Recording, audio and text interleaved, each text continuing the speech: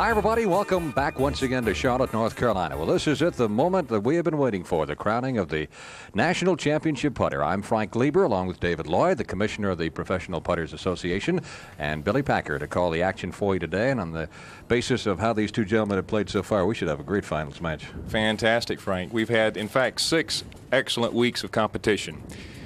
In the PPA National Championship TV Series Finals, we began with 8 pros 6 weeks ago.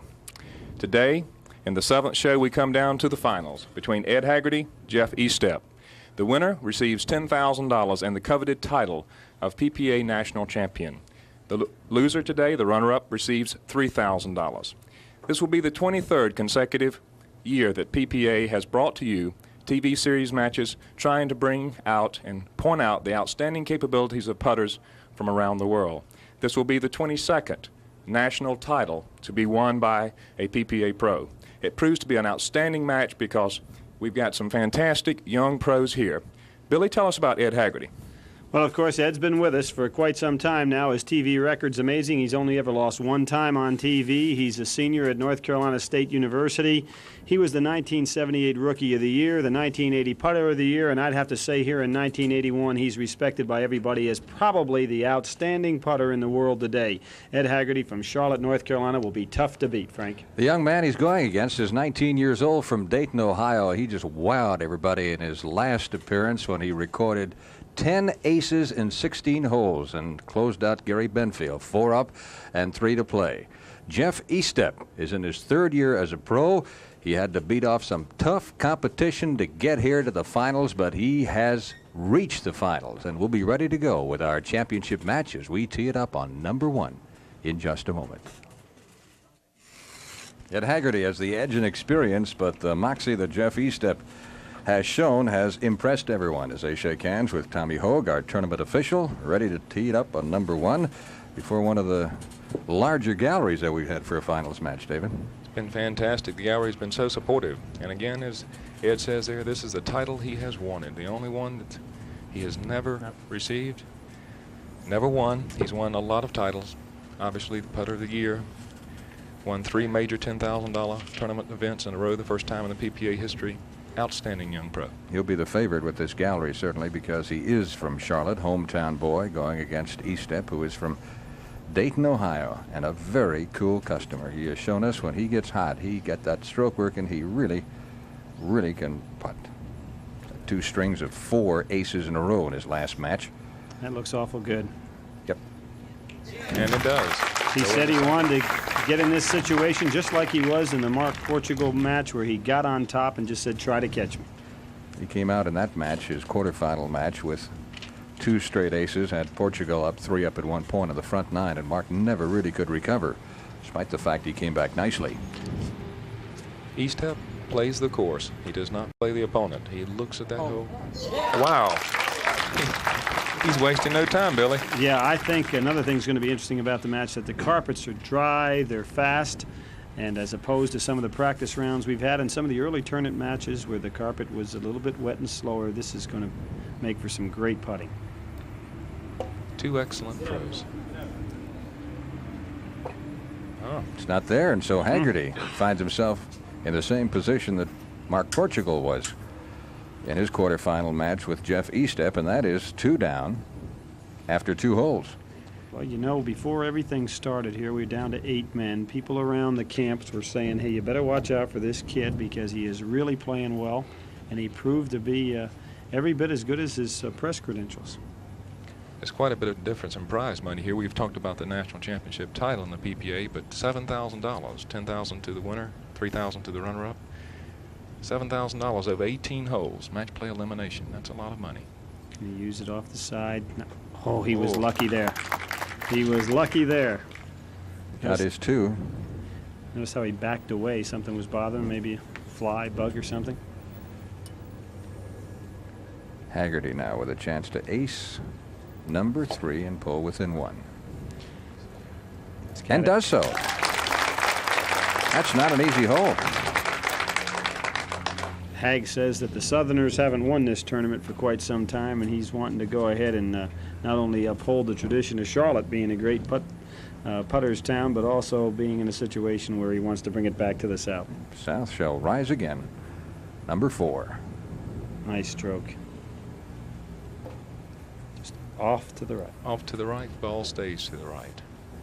Got a routine tap in for his par 2. Par is 2 on each and every PPA hole at the over 1,000 member courses in 7 countries. That's grown since in 1960 when you first started? In 1960 we had 75. We've grown to over 1,000 today in Japan, Australia, New Zealand, Africa, Canada, America. Quite a following in Don't PPA. let the door open for this young fella very often. He will take it if you let it open. 3 aces in the first 4 holes for Estep, and again he is 2 up. 1980 Rookie Putter of the Year, and of course, as we pointed out in this match, we had 3 Rookies of the Year in the tournament to start off with, and Hag and Jeff both won that honor. Turn ball. Isn't that something? And this is not an easy hole. You have to go down that incline, then go up a little ridge, a little plateau area where the cup is cut. Definitely a touch shot. He is not relieving any pressure on Mr. Haggerty. Keeps putting him in like that. Haggerty needs an ace here just to keep from going 3 down. He doesn't have it. Yeah, so reminiscent of the first quarterfinals match that Estep was in. You know, Mark Portugal, he did the same thing to Mark on the front 9. Of course, Mark had that one bogey that really put Estep off and running. And Mark in that match only had 1 ace in his entire first front 9, then came back and made 7 aces in 9 holes and still couldn't catch Estep.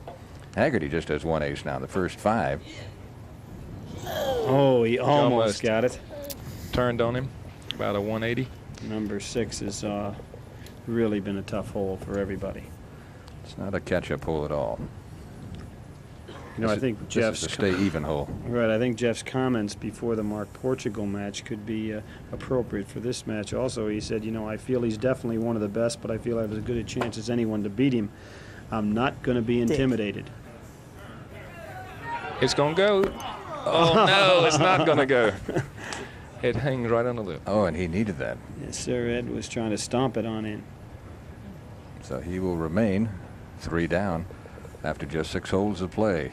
Needs a break somewhere. Senior at North Carolina State University at Haggerty, where he is a broadcasting major. And Estep already ready to go on number 7. Said he developed this style all by himself. Beautiful. That is a very, very pure stroke. He's played 7 holes, and he has aced 5.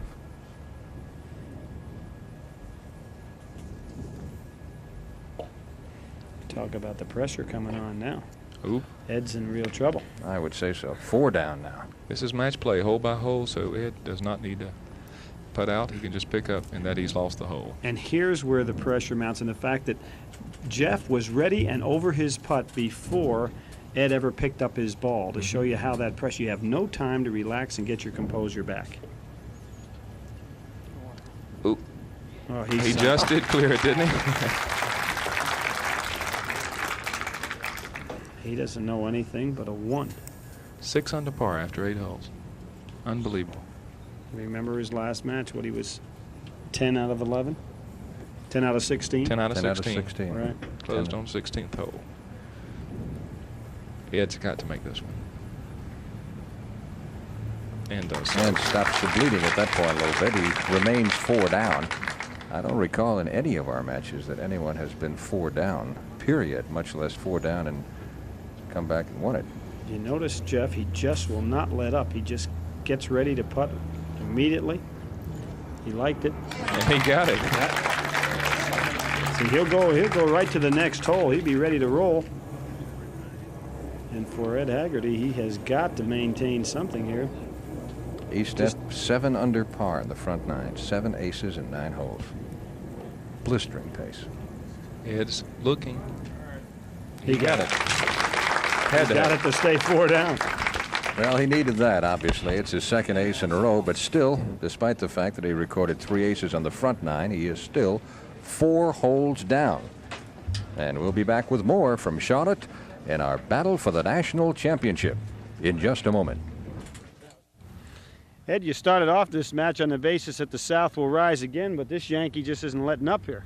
Well, he shot a 7 under on the front 9 and Number 6 hung on the lip for me, and I hit 2 late, and hit 4 too soft, and I'm just a little off on everything. If you don't hit them right, they don't go in. That's why I'm 4 down.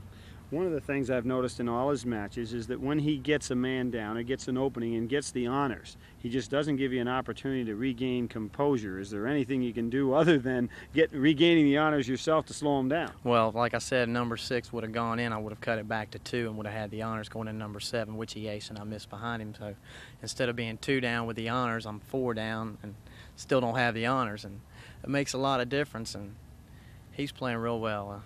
If he plays like that on the backside, he deserves it.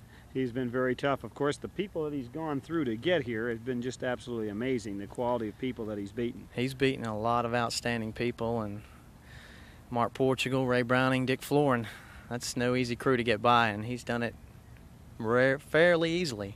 Well, we're going to get a chance to ask him. He doesn't like to talk too much, so I'm going to bring him on in here. And I didn't want to get too close to him because the way he's been burning up the course, I was afraid to get my mic anywhere near him. Jeff, things are really rolling for you. 10 of 16 in your last match, and you're 7 under right now. Seems like everything's going the way you want it. Yeah, just everything I hit seems to be going perfect speed and where I want to hit it, so it's about all I can ask for.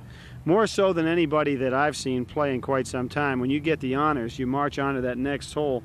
Doesn't give the guy, a matter of fact, a couple of times today, Ed hadn't yet picked up his ball, and you already were teeing up for the next hole. Is that something that you plan to do, or that you just feel comfortable that way? Well, it's a lot better to have the honors going into the hole, and you can kind of keep the opponent chasing after you instead of you chasing after him. Was there any hole in particular on the front side that you were just happy to see go in there for you? Yeah, hole number 5. That was a good ace for me. It lipped in the right lip. That was a nice, smooth, soft stroke right there that's given some trouble to a lot of people. It seems to be a real touch shot. Yeah, it's a pretty tough hole. And if you go down the hill, it's a pretty tough deuce from down there, too. Well, let's see what's going on the rest of the way. Ed, you've made some great comebacks in your life. You're going to have to go after this young fella. He's really been tough. Well, it'll have to be a super comeback, and I just hope I can do it if you'll let me give a chance. Well, let's go on to that backside. Well, all that Jeff Vestep has done in his last 2 matches is ace 17 of the last 25 holes he has played. And that is slightly unbeatable. So we go now to number 10. 7 under par on the front 9. And being 4 down, that many holes to make up is very tough because this is a tough back 9. So Vestep just keeps right on going. That's 4 in a row now in his latest streak. 8 under par after 10 holes. Unbelievable putting. Mr. Haggerty's got his work cut out for him. Off the left rail into the cup. All you can do at this point is go for ones and hope that Vestep stumbles somewhere along the way. It gives you an opening or two, but he hasn't given him any openings. Well, you know, he shot a 13 in the backside against Portugal, and of course, as you said, with 10 of 16 in the match that he had to get here in the semifinals, so he just hasn't had a let up. Well, a rare par. Very rare. Well, let's see what happens right here. Ed's a seasoned veteran. He's been around a long time, and as we said at the opening of the show, he's respected by most people as being #1 in the world. This gives him a slight opening. Number 11. He's 4 down, needs an ace desperately, and has it. Wow. 3 down. Took advantage of the open door. Let's see what he can do. Ed plays that a little different than most fellows, going straight at the hole, doesn't use any of the rails at all. Well, 12 is the toughest ace hole on the course, so you would not expect him to get one here, but obviously he's got to go for it. We have not had anyone ace number 12 in the entire tournament. Ed Haggerty now on the tee. It's almost the kind of miraculous shot that would be necessary to get back into this match. Give it a try. He's trying to push it over just like number 6. So far, no one has aced number 12 in this year's series.